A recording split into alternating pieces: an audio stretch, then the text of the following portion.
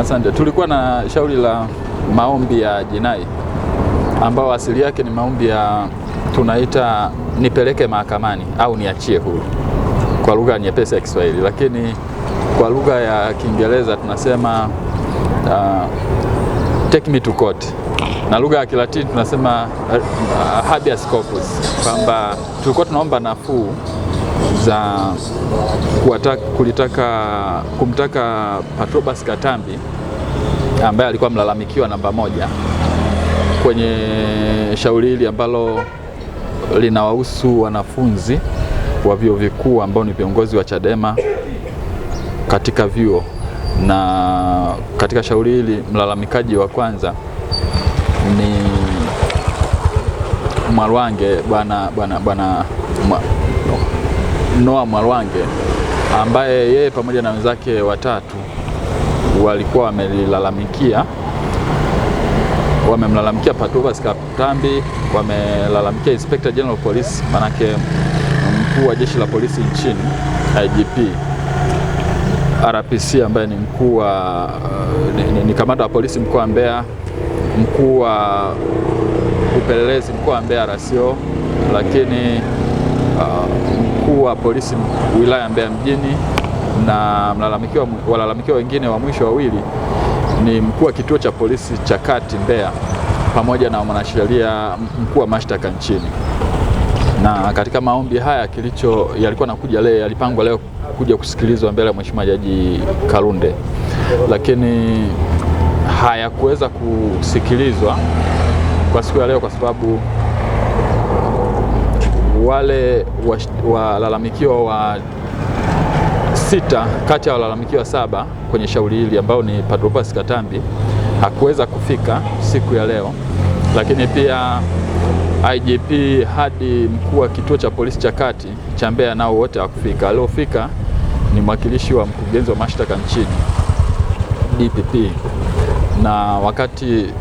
amri zinatolewa mahakamani kuangalia kama shauri linaweza likaendelea kusikilizwa kwa siku ya leo au la, ikaonekana kwamba haliwezi kuendelea kwa sababu kwanza wakili wa serikali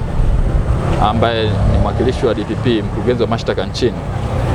alikana kwamba yeye hawawakilishi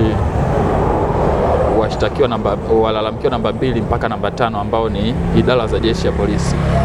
maafisa wa jeshi la polisi, kwamba alitaka, kwa maelezo yake wakili wa serikali anadai kwamba wao watakuja kujitetea wao wenyewe. Yeye anamwakilisha mkuu wa mashtaka nchini, mkurugenzi wa mashtaka nchini, lakini wakati huo Patrobas Katambi pamoja na kwamba alijulishwa kwamba kuna shauri linaendelea linalomhusu yeye, hakuweza kufika katika mahakama kuu ya Mbeya ambayo leo yalipangwa maombi ya kusikilizwa. Kwa mahakama imetoa maelekezo, imetoa amri ambazo kila mtu anapaswa kuzijua kwa sababu ni amri za mahakama, kwamba Patrobas Katambi, IGP, RPC, RCO, OCD pamoja na OCS kwa Mbeya, lakini IGP kwa nchi nzima na Katambi pamoja, wote wapewe wito upya ili waweze kurudi mahakamani na kujibu malalamiko ambayo yameelekezwa kwao.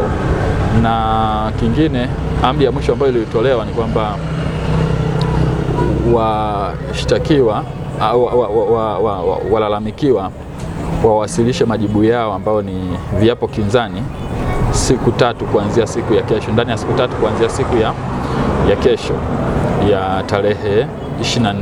Kwa tarehe 29 tutarudi mahakamani ambayo itakuwa ni siku ya Jumatano ijayo 29 mwezi wa 7 2026 kwa ajili ya kuendelea kusikilizwa. Tunasema hayo kwa sababu hili jambo lina maslahi kwa umma. Kila mtu anataka kujua hatima ya hawa vijana wako wapi. Wanafunzi wenzao wanataka kujua, uongozi wa chuo pia unataka kujua, lakini pia wanachama wa Chadema nchi nzima pia wanataka kujua, na walioko nje ya nchi pia wanataka kujua kwamba hatima yao vijana iko wapi. Na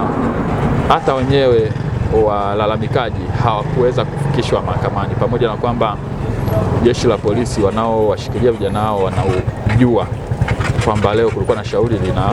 linawaruhusu, na hakuna namna nyingine ambayo wangeweza kufika pasipo kufikishwa wao na jeshi la polisi. Kwa hiyo sisi tumepokea maelekezo ya mahakama kwa mikono miwili, na tunashukuru mahakama kwa hayo maelekezo iliyotoa, na tutakwenda kutekeleza hizo amri kwa kupeleka wito kwa mara ya pili kama ilivyoelekeza, ili waweze kuja na amri zingine ziendelee kutekelezwa kama mahakama ilivyoagiza. Nini ambacho kilikwamisha kupata wito kwa mara ya kwanza kwa wito ulipelekwa na dalali wa mahakama process server na viapo vilipandishwa, lakini ni busara ya mahakama imeona kuliko kuendelea kusikiliza ex parte, basi